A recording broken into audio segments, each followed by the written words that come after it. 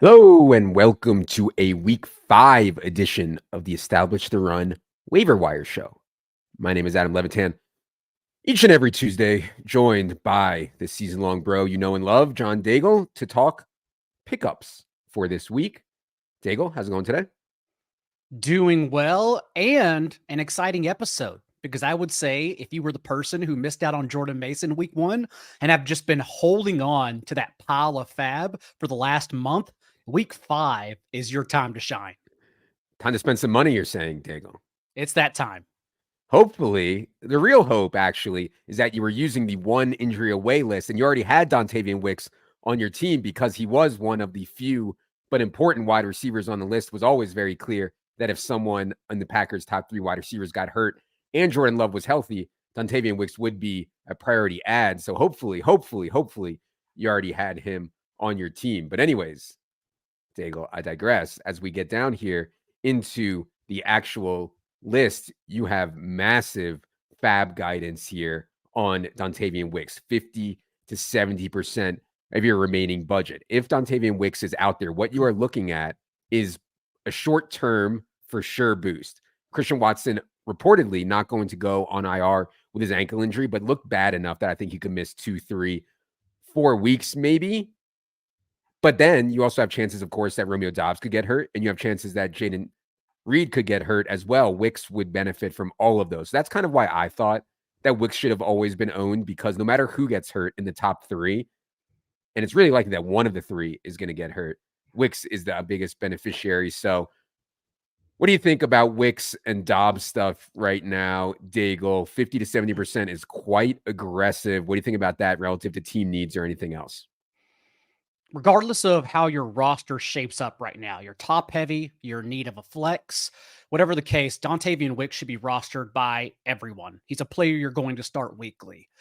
We don't know yet if Christian Watson's going to injured reserve, but anytime someone's carted off, I assume so. And then remember that Watson is also a player with chronic injuries. And Green Bay, as an organization who, even with Aaron Jones, Luke Musgrave last year, has historically brought their players along slowly, coddled them when they returned. Remember, Christian Watson now, as I note in the waiver column, in his first games back from injuries the past 2 years, just 25%, 9%, 46%, and 41% of the team snaps. Unusable for fantasy, and then also giving more leeway, a longer runway for Davian Wicks to be that weekly starter for you. We have 7 full games now in his career, with Davian Wicks playing without Christian Watson and finishing the game. And not only has he recorded a double-digit target share in his last 6, his only game he recorded a single target share in those 7 games was his first game as a rookie, like literally in his debut. Beyond that, though, he's averaged 12 and a half PPR points, which is the wide receiver 33 in points per game last year and the wide receiver 30 this season. Again, a weekly wide receiver 3 or flex option, and currently leads the Packers in both red zone and end zone targets. I don't know what else you're holding your fab for, to be quite honest, if you're not spending it all on Davian Wicks. Yeah, I love Wicks for sure. And really impressive. Like, while competing with some pretty good wide receivers, 22% targets per route run is really strong for Davian Wicks Mhm. when he's been out there. People are going to say he drops the ball a lot. I Don't don't care. worry about that on guys who earn targets in the way that Davian Wicks earns targets. Same with Deontay Johnson. It's like quarterbacks are going to keep throwing the football. Drops are drops. That's part of the game. Not a big deal. People are going to say, well, wait a second. Romeo Doubs should be the guy to go after here. Romeo Doubs was already, quote unquote, ahead of Davian Wicks. I think what people need to understand is that Dobbs' role, which is fine, is not the same ceiling because he's not that kind of player. He has a very specific role in the X in that offense. It is not necessarily a featured role for the Packers. Now, that said, Daigle, I'd probably still want to have Romeo Doubs on my team, I think, right now. I'm just not sure that there'll be any difference in projection on Dobbs when we put in Wicks over Watson. Actually, now that I think about it, I actually don't think there'll be any change in projection to Romeo Doubs. But anyways, what do you think about if Dobbs is on your wire?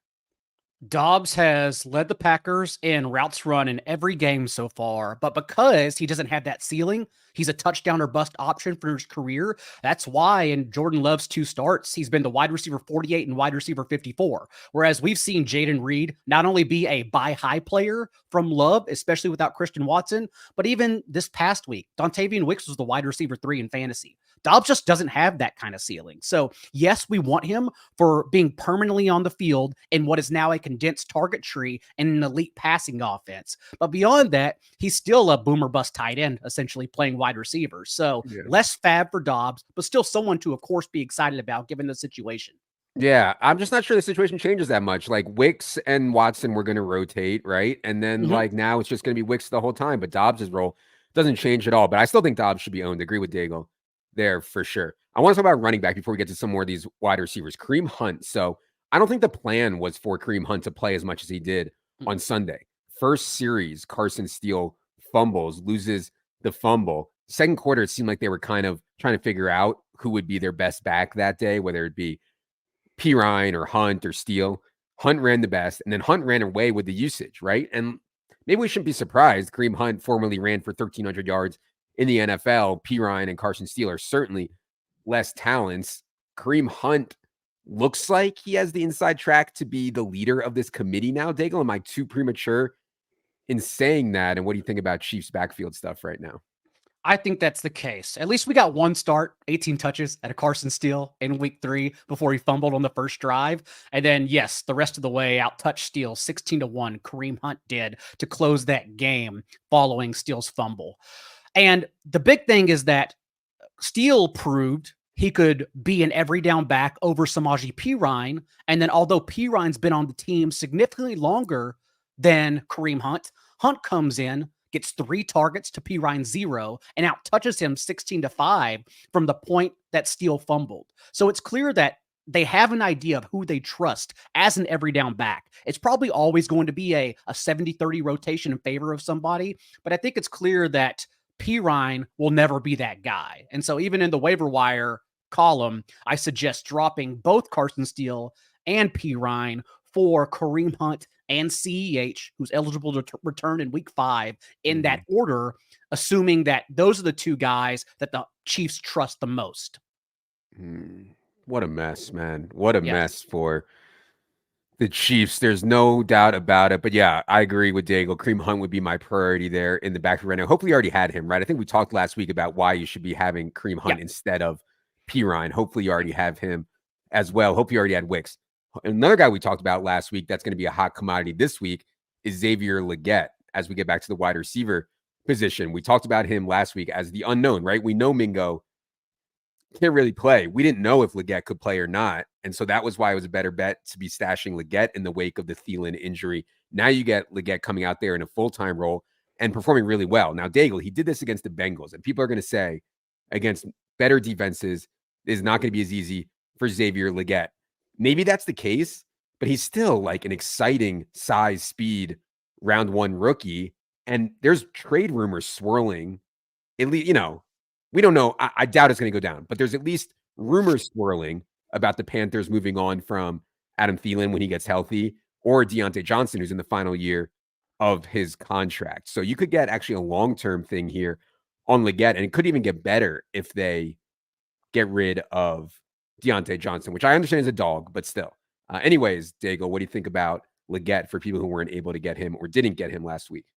Just for week 5, this is why I have Wan'Dale Robinson, potentially without Malik Neighbors, who suffered a concussion on Thursday, and Josh Downs, potentially with Joe Flacco, ranked over Legette in terms of who to pick up. But that's exclusively for week 5, because Legette also plays this Bears secondary that is genuinely a Super Bowl caliber defense. I'm really worried about the Panthers offense short term. But long term, in these last 6 quarters with that Adam Thielen, it's the same thing we mentioned last week and how he was the direct replacement for Adam Thielen. Wiggins even came in our Slack Saturday night and immediately tried to jam Jonathan Mingo out of the solver, just pushing him, because it was clear that if you looked at the routes from a 4-quarter basis, Mingo was involved. but just the last 2 quarters, Leggett matched Deontay Johnson. And now in these last 6 quarters that I mentioned, Leggett has run just one fewer route than Deontay Johnson as Carolina's de facto wide receiver 2, even recording a 25% target share this past week. So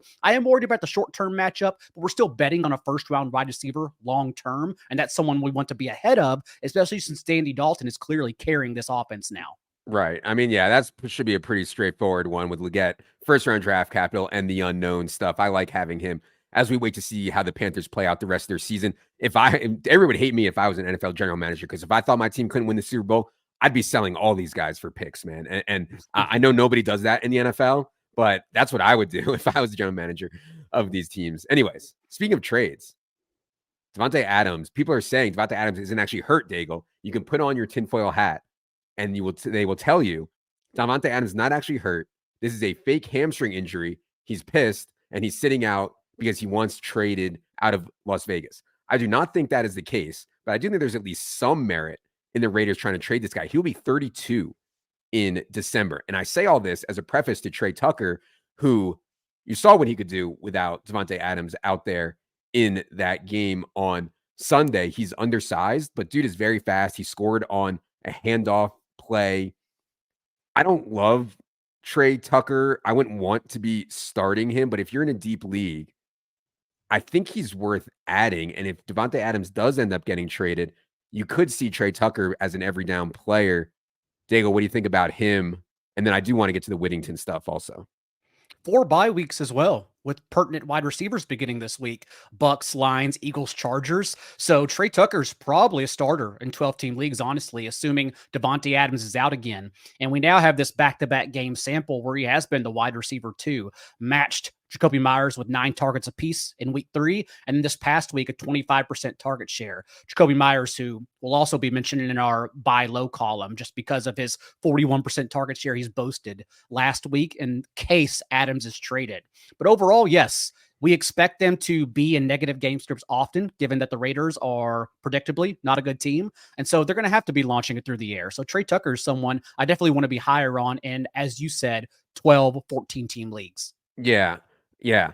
Not over Leggett, and that's why Leggett is ranked over him in the column. But yes. I tried to be level-headed when discussing Tucker. Yes. Okay. The guy that I'm a little surprised that you don't have higher fab guidance on is Whittington, because it looks like they're going back to the 3 wide receiver set. Maybe. Mm-hmm. At least they did on Sunday. And it looks like Jordan Whittington is in that Cooper Kupp role. Now, it's hard because we don't know when Puka and Cooper Kupp are coming back. But if Jordan Whittington, who was one of the best players in the preseason, is actually going to run the most routes on the Rams, almost every route as he did on Sunday, and in that Cooper Kupp kind of role from the wide receiver kingmaker, Matthew Stafford, I'm actually pretty interested. So talk to me about Rams wide receiver stuff in Whittington right now. I think it's just about the options still available at wide receiver, because then we'd have to get Whittington over Wan'Dale Robinson, who is a Ponzi scheme, but he's still scoring fantasy points as a wide receiver 3 weekly for us. Josh Downs, Leggett, Trey Tucker. It's hard to push these guys there. Not only that, but Tutu Atwell has still led the team in receiving yards in back-to-back games because of how Whittington gets his targets. He could still get hammered with double-digit targets and get there in PPR, but for as much fun as we make as Wan'Dale for only being a safety outlet for Daniel Jones, Whittington's depth of target was actually lower than Wan'Dale's this past week. He's just peppered the line of scrimmage and asked to create yards after the catch, which he can do. He showed that in the preseason, but it's still something to be concerned about long-term. So I like Whittington. It's just a matter of then you have to get much higher on these guys who I think have a higher ceiling. Okay. Yeah, that's fair. I'd probably have Whittington a little bit higher, but I think generally I would be willing to spend more on all these guys, probably. Like, I would be willing to spend, I don't know, 20% on Leggett or something like that. And maybe that's too aggro, but I would probably be willing to spend 10 or 15 on Whittington and stuff like that. And on Hunt, maybe I could go as high as 15 or 20. Like, what are we saving it for here, Daigle? I thought we wanted to come out here and spend some goddamn money.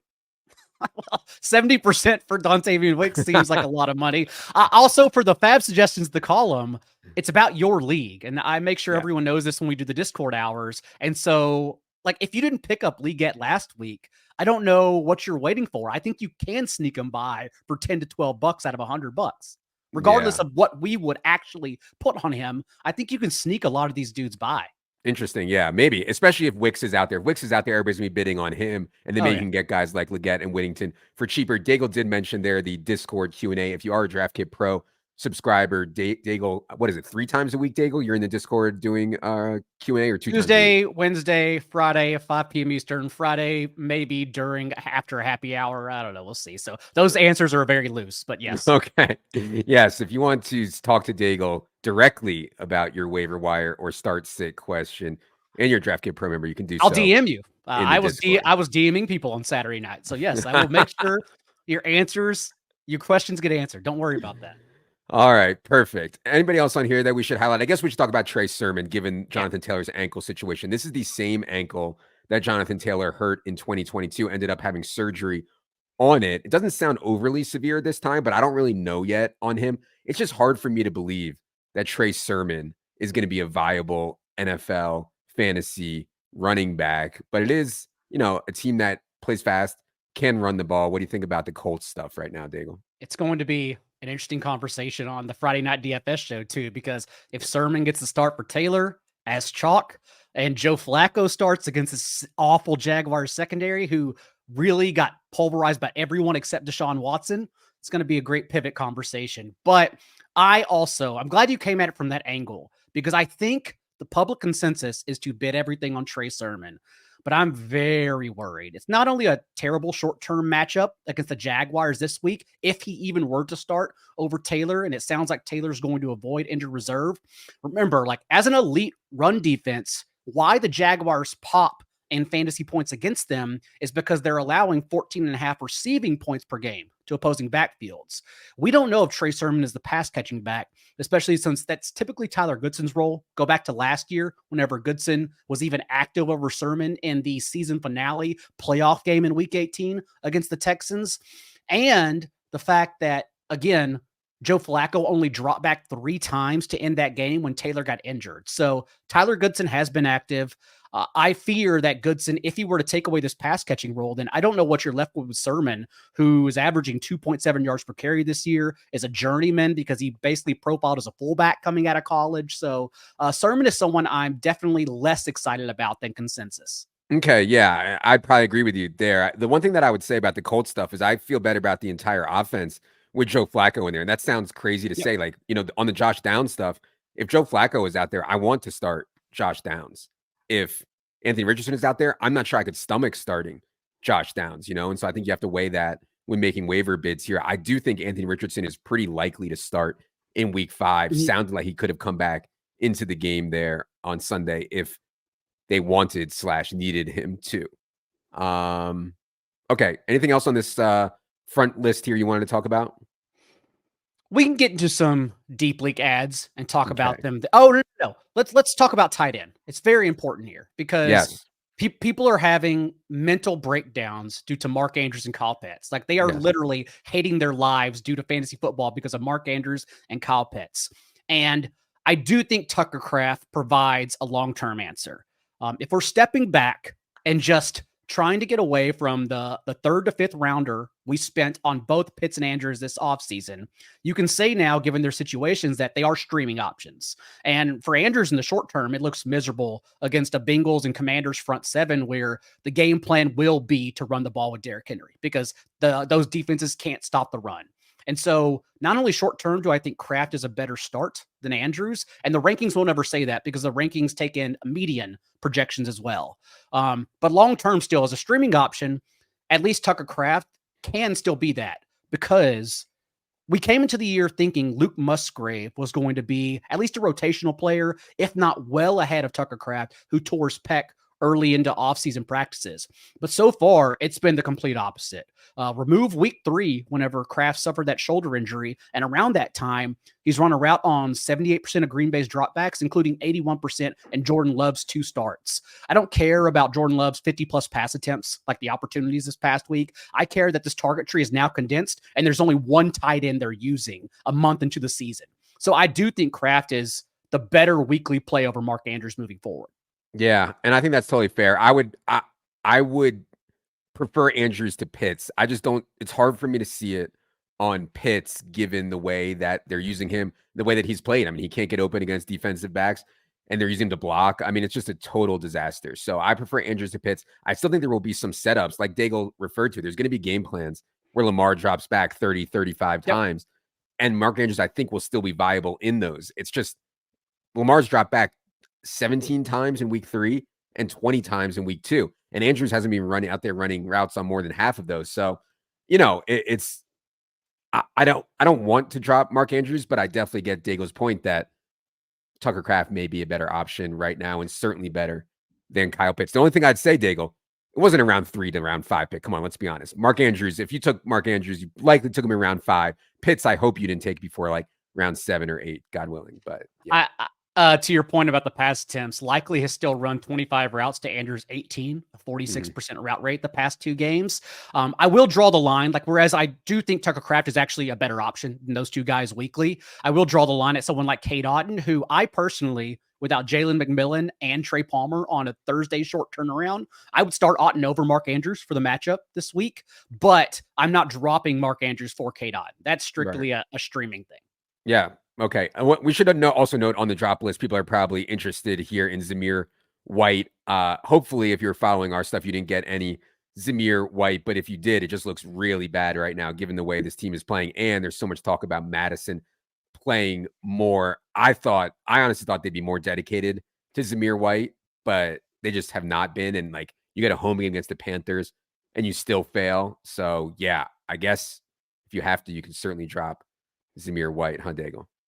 He was on the drop list last week, too, before he fumbled in the 4th quarter for that defensive touchdown. It's Jover. All right.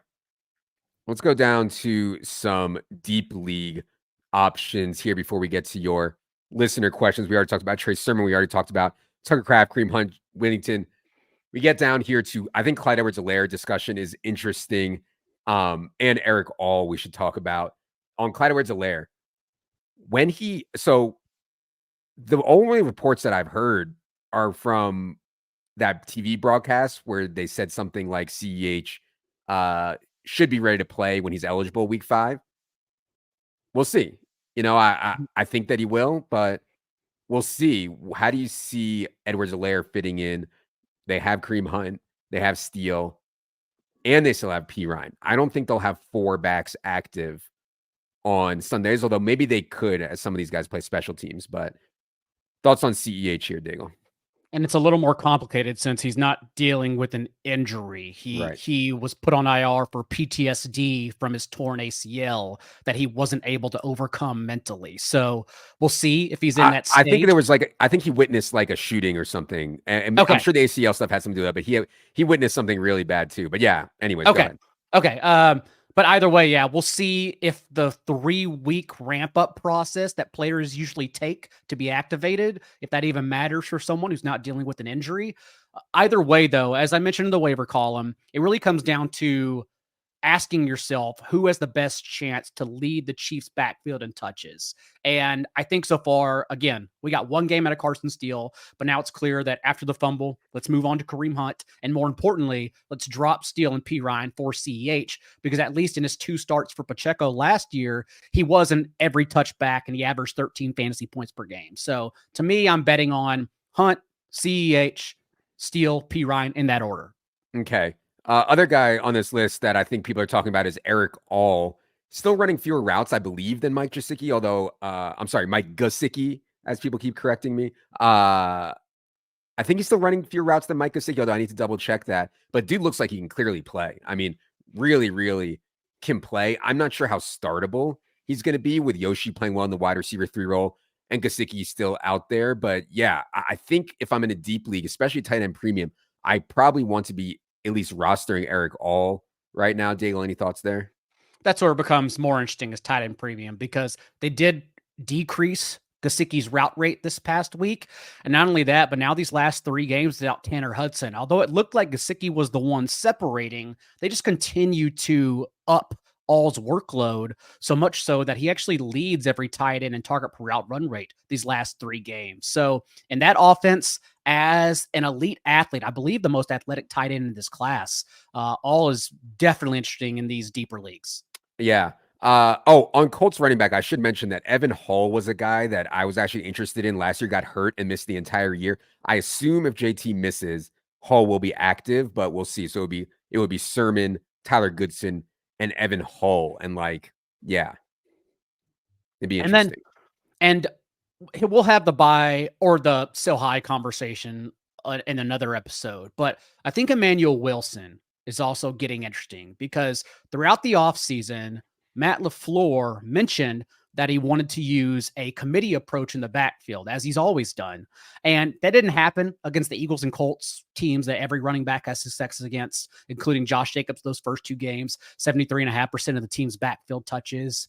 But now it's clear that LaFleur has been getting Wilson more involved. This was actually, sent to me via DMs of the Coach Speak Index on Twitter. I have an accent, Adam. I go to therapy. I'm on TV, but I don't get DMs from any single people of any sex. I get DMs from guys who watch coaches talk 24 hours a day. And Emmanuel Wilson now, Matt LaFleur clearly has shown confidence in him, so much so that the last 2 weeks, Josh Jacobs has only outtouched him 28-22. I think that timeshare is real. So it's a situation where I'm probably trying to get out of Jacobs and pick up Wilson, similar to the Bucks and Jets backfields. Yeah.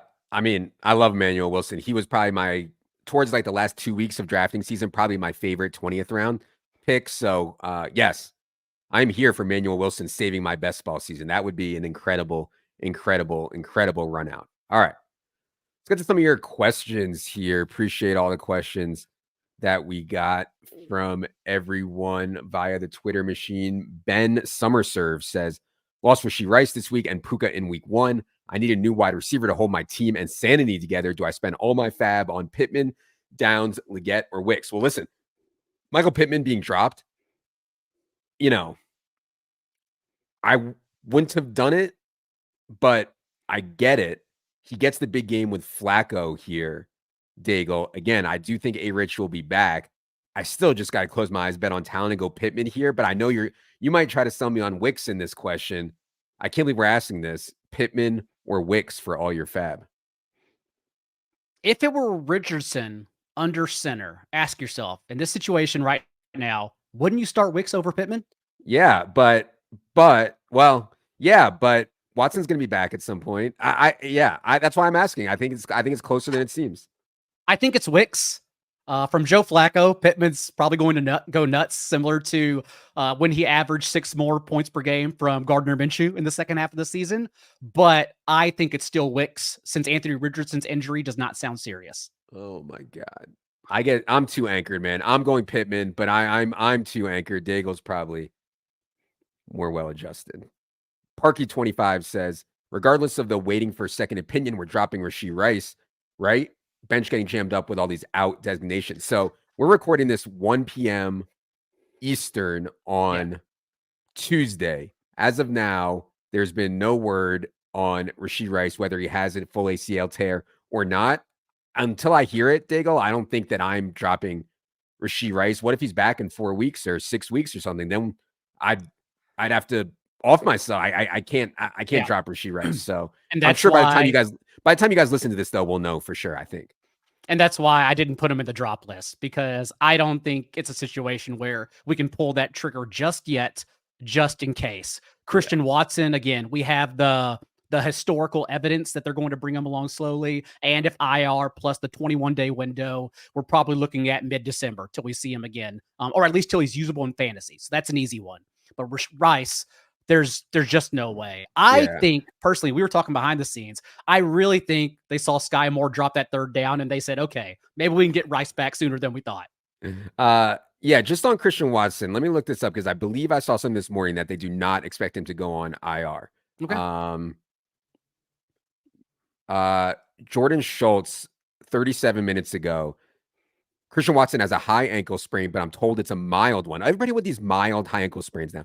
And he's quote unquote unlikely to land on IR. Interesting. So if he's unlikely to land on IR, that means they expect him back within 4 weeks. So just knowing that, Daigle, would you reduce anything on Wicks? I would not reduce on Wicks, but I will remove Watson from the drop list once we're done recording here, because I thought it was going to be much more extended than that. Wicks is still a player we need to roster. Okay. The NFL Lean says, I lost Pacheco, CMC, and Rashee Rice to injury. Need to make room for bye week ads. Who should I drop? That's Pacheco for me. I'll wait for the Rice news. But yeah, what do you think, Daigle? I've had Pacheco on the drop list for a couple weeks now. Just given the timeline, it seems like he'll be back week 12 through 14. And then you have to ask yourself, would you actually start him in his first game back from injury? Like with the fantasy playoffs in the line? I don't think you would. So Pacheco among that group. CMC, I mean, dude, like, I don't know. I don't know. Is Germany a positive? I don't know. I think it is, but he's Does he have both legs? I'm still not sure. Well, that's a positive. He has both legs. I mean, we're looking. Maybe. No one's seen a picture yet. Okay. MLB P Mouse says, I have Kyler Murray, but I'm worried about him. Who is the best ad of these? Fields, Geno, or Darnold? Kyler failing in that matchup against the Commanders was just shocking to me and honestly concerning. So what do you think about this, Daigle? Kyler or one of these three, Fields, Geno, or Darnold? It's not just that matchup. That's the problem with Kyler, is that around the Rams game, when he was the overall QB1 of the week, Kyler's been the QB15, QB17, and QB24 in fantasy. It's been miserable. He's looked terrible in some of these games, too. That's a Commanders defense that everyone, Baker Mayfield, Daniel Jones, and Joe Burrow, got there as top 7 options. Kyler couldn't do it at all. So I'm really worried about Kyler. You're obviously not at a point where you're ever going to drop him, even in one quarterback leagues. But for this week, although Geno is the best option rest of season, I think Fields' matchup against the Cowboys in week 5, no DeMarcus Lawrence, no Micah Parsons, is just an exceptional one. Yeah. I mean, we talked about it so much leading up to last week, where is Fields going to have a breakout game rushing? I'm surprised he did it in a way that he did. Like normally and it just maybe shows how much better he's gotten. Like it was a known passing situation. Normally Justin Fields fails in that situation every single time. And he managed to like put up a bunch of numbers in garbage time, which is really not like his game. But yeah. All right. Last question we have here is from Minnesota Mike. He says, is it Juju season? Current wide receiver core for the Chiefs is about as rough as you will find. Xavier Worthy, and then a whole bunch of dust behind it. What do you think about adding any Chiefs wide receivers here, assuming that Worthy is already owned? As we expected, just like we saw last year, Justin Watson operated as the team's wide receiver 2 whenever they weren't using Rashee Rice as a full-time player in that first half of the year. And he was barely usable in that time, a wide receiver 4 flex option, but that's still the individual to go to here. Even 28 routes to Xavier Worthy's 31 after Rashee Rice left the game. So it's Watson for me, but both are thin 14-team league options. It's going to be spread around, and it's probably going to go to Kelsey more so than anyone else now that we have all this vacated opportunity underneath. Yeah. I mean, Noah Gray looks like he has more juice to me than Juju right now. Yeah. And I mean, Noah Gray he only ran 10 routes, I believe, in that game. It's just, his Chiefs run outs has been really, really bad. It's a frustrating conversation to have for a team that's going to win the Super Bowl with nobody again, but that's where we are in 2024. No. They're not winning it. It's enough already. We're not winning. We're not winning with Mahomes game managing his way to another Super Bowl. Absolutely not. Not on my watch. Actually, as soon as we're done here, I'm actually going to look at some Super Bowl odds because, yeah. All because you're pissed off about Juju? Yes. And I saw like Mahomes. We should do an awards show because I saw Mahomes is still the favorite for MVP as of yesterday. I think I saw, which really, yeah. Maybe I read that wrong. I gotta look. Anyways, call up the boys. Let's do another show. We're digressing. Okay. That's going to do it for the week 5 waiver wire show. If you have more waiver questions, be sure your DraftKit Pro sub, read the full article. You can go into Discord, reach Daigle there during the Q&A portion of his day. For Daigle, for producer Ryan, for producer Adam. I am Adam. Good luck, everybody.